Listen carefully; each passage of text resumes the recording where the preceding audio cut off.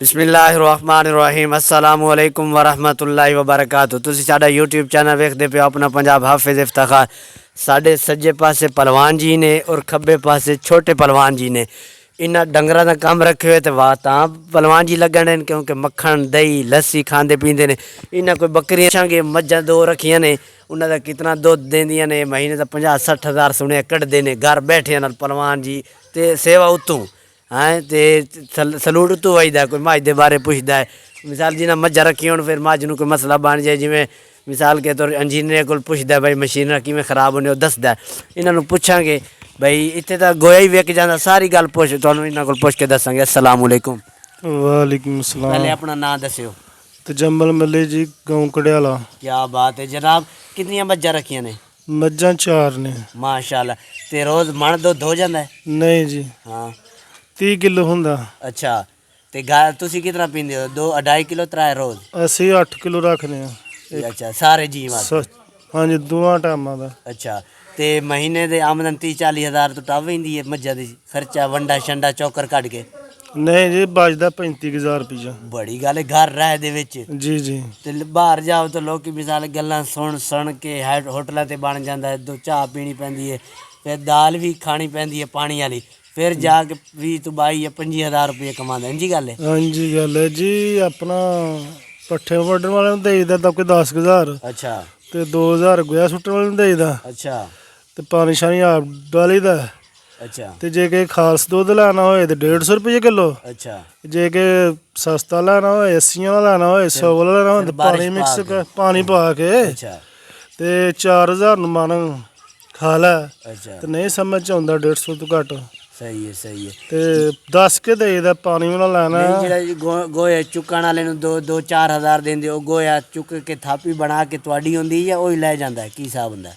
नहीं जी, वो अपना गोहा साढ़े पत्थ जांदे ने अच्छा ते अपना 2,000 रुपया देईदा ते रोटी देईदी है 2 टाइम, अच्छा ते गोहे भी अद्धे देईदे ने। अच्छा अच्छा। ते नहीं तो गोहे मिसाल बंदा आप थप्पण वाला होए ते माझी गोहे भी बड़े पैसे दे सकदा है इत्थे? जी जी। थापी गैस वाला हिसाब है? हाँ जी, गैस वाले हिसाब है। कितने अरसे तो ये काम कर रहे हो तुसी? ये तकरीबन 15 के साल हो गए अच्छा। ने माशाल्लाह। डंगर 10 की रखी दे, वध नहीं रखी दे। नहीं तो 15 साल हो गए, तुहाडे कदी ज़हन ख्याल नहीं आया मेरी जेब खाली है, मैं मज्झां वाला काम छोड़ के होर जावां? ये सोहना काम चलदा पिया? नहीं नहीं, बाहर गल्लां बड़ियां सुननियां पैंदियां, सुनानियां पैंदियां ने। ये तो अपना काम है ना। क्या बात। हाँ जी। देख लो जी नाजरीन, बड़ी सोहनी गल सुनाई है, मज़े आया। इन्होंने क्या मज्झां 4 रखियां ने, ज़हन अज तक ख्याल नहीं आया। 15 साल हो गए यही काम किया है। कैमरा मारी मारो जी मारो है जी। कड्याला चाचा यासी ने तकरीबन ये 25 डंगर ने माशाल्लाह, ते एक मन रोज का दुद्ध बेचते ने, ते तकरीबन 50,000 का दुद्ध दे खर्चे कड्ढ के बेच छड़दे ने माशाल्लाह। सोहनियां झोटियां ने रखियां ने।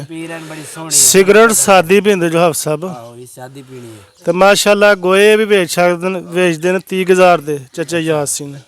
माशाल्लाह माशाल्लाह। कल देनियां 2 झोटियां होर लियांदियां। ਅਸੀਂ ਹੁਣ ਅਫਜ਼ਾਲ ਭਾਈ ਨੂੰ ਪੁੱਛਾਂਗੇ ਵਾਕਿਆ ਇਹ ਭਾਈ ਹੋਰੀ ਜਿਹੜੇ ਮੱਝਾਂ ਰੱਖ ਕੇ ਸਕੂਨ ਵਿੱਚ ਨੇ। ਇੰਜੀ ਗੱਲ ਹੈ? हाँ जी, ऐसा बिल्कुल सुकून च ने ਤੁਸੀਂ ਆਪਣੀ ਬੱਕਰੀਆਂ ਦਾ ਹਾਲ ਸੁਣਾਓ ਕਿਵੇਂ? बकरियां दी ऐसा मैं भी 2 मज्झां ही रखियां ने बस, ते एक ਤੁਹਾਡਾ ਕੰਮ ਹੀ ਸੋਹਣਾ ਹੈ। कम्म बिल्कुल जबरदस्त है। ऐसा तां ही ते पिंड ਕੁਛ ਲੋਕ ਕੁਕੜੀਆਂ ਰੱਖੀਆਂ ਨੇ ਬਈ ਅੰਡੇ ਖਾਣੇ ਆ ਸਿਆਲ ਸੁੱਕੀ ਸਬਜ਼ੀ, ਉਹ ਵੀ ਸਹੀ ਰਹੇ? ਉਹ ਤੇ ਸਿਆਲਾਂ 'ਚ ਫਾਇਦਾ ਹੈ ਸਭ। ਹੁਣ ਦੁਕਾਨ ਤੋਂ 50 ਰੁਪਈਆਂ ਦਾ ਅੰਡਾ ਦੇਣ ਡੇ ਨੇ, ਤੇ ਘਰ ਰੱਖੀਆਂ ਹੁਣ ਤੇ ਉਹਨਾਂ ਦਾ ਫਾਇਦਾ ਹੀ ਹੈ ਨਾ। ਜਦੋਂ ਵੇਟ ਕਰਦੀ ਹੈ ਤਾਂ ਗੁੱਸਾ ਹੀ ਦਮਦਾ 25 ਦਾ 30 ਦਾ ਲੈ ਆਹ ਸਭ ਵੇਠ ਨਿਆਲੇ 'ਚ ਹੀ ਕਰਨੀ ਹੈ, ਕਿਹੜੀ ਬਾਹਰ ਸਾਰੇ ਵਿਹੜੇ 'ਚ ਕਰਨੀ ਹੈ। ਬਾਜ਼ੂ ਕਾਦਾ ਐਸਾ ਹੁੰਦਾ ਬੰਦਾ ਘਰ ਮਹਿਮਾਨ ਆਏ ਬੈਠੇ ਹੁੰਦੇ 4 ਰੁਪਏ ਥੱਲੇ ਵੇਟ ਕਰਕੇ ਉਹ ਜਾਂਦਾ ਚੂਚਾ, ਫਿਰ ਕੀ ਬਣੇਗਾ? ਉਦੋਂ ਆ ਸਭ ਬੰਦ ਹੁੰਦੇ ਨੇ ਆਲੇ 'ਚ, ਸੁਬਾਹ ਛੱਡੀ ਦੇ ਨੇ ਸ਼ਾਮ ਨੂੰ ਆ ਜਾਂਦੇ ਨੇ।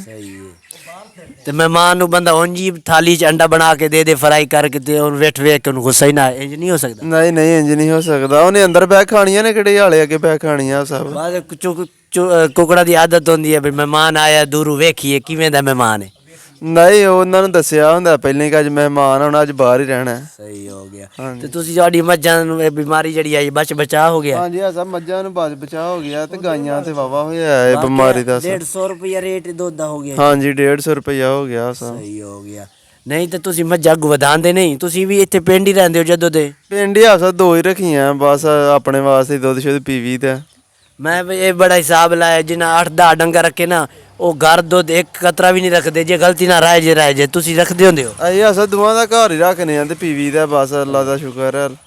ਬਾਅਦ ਲੋਕ ਕਹਿੰਦੇ ਨੇ ਜੀ ਆਪਣੀ ਮੱਝਾਂ ਲਵਾਂਗੇ ਤੇ ਫਿਰ ਦੁੱਧ ਪੀਵਾਂਗੇ ਮੁੱਲ ਦਾ ਕੀ ਪੀਣਾ ਜਦੋਂ ਦੋ ਮੱਝਾਂ ਆ ਜਾਂਦੀਆਂ ਦੁੱਧ ਦਿੰਦੀਆਂ ਫਿਰ ਲਾਲਚ ਪਾ ਜਾਂਦਾ ਦੁੱਧ ਸਾਰਾ ਦੁੱਧ ਹੀ ਲੈ ਕੇ ਜਾ ਤੁਰ ਜਾਂਦਾ ਜਦੋਂ ਘਰ ਦੇ ਬਰਤਨ ਵੇਖਨੇ ਖਾਲੀ ਲੱਭਦਾ ਉਹ ਸੁੱਕੇ ਤੇ ਮਿਲ ਮਾਈਆ ਇਸ ਵਾਸਤੇ ਅਸੀਂ ਇਹ ਕਹਾਂਗੇ ਅੱਲਾ ਨੇ ਮੱਝਾਂ ਦਿੱਤੀਆਂ ਤਾਂ ਦੁੱਧ ਵੀ ਆਪਣੇ ਘਰੋਂ ਪੀਆ ਕਰੋ ਲਾਲਚ बुरी बला है जे सेहत है तो सब कुछ है तंदुरुस्ती है तो सब कुछ है जान है तो जहान है वरना कुछ नहीं ਅਸੀਂ ਤੇ ਵੀਡੀਓ ਐਂਡ ਕਰਨੇ ਜੇ ਸਾਡੀ ਵੀਡੀਓ ਚੰਗੀ ਲੱਗੀ ਹੈ ਮੱਝਾਂ ਵਾਲੀ ਤੇ ਅੰਡੇ ਵਾਲੀ ਕੁਕੜੀ ਵਾਲੀ ਤੇ ਸਾਡੇ ਚੈਨਲ ਸਬਸਕ੍ਰਾਈਬ ਕਰੋ। ਅਸੀਂ ਨਵੀਂ ਵੀਡੀਓ ਹਾਜ਼ਰ ਹੋਗੇ। ਅੱਲਾਹ ਹਾਫਿਜ਼।